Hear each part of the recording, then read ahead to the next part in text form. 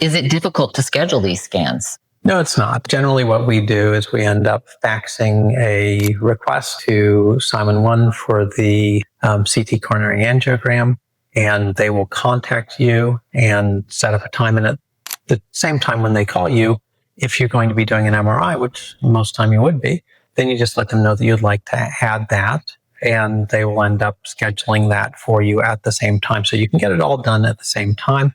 It's important to note that the MRI does not require a doctor's order. It's their only test that does not require a doctor's order.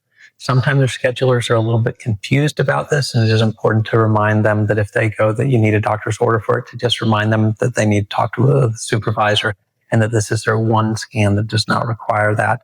So very easy to schedule, easy to get it all done at the same time. So I think if you have any problems, we also have a concierge scheduler who we can have you contact if there are any issues with the scheduling. Some people worry these tests might be expensive or cause unnecessary worry. What do you say to that? That's a valid concern, but I think that overall that knowledge is power, and it's an issue of having that knowledge filtered by somebody like myself so that we take a look at what the data is and sort out what is sensible.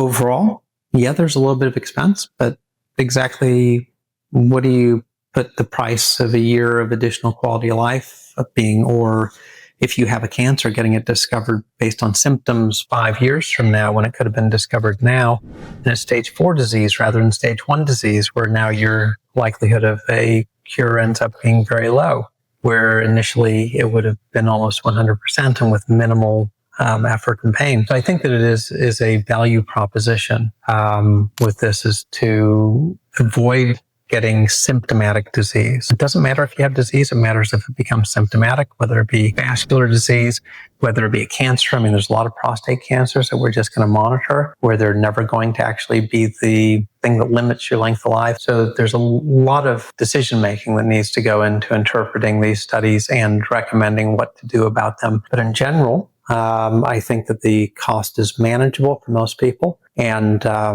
there's a big value proposition on doing this.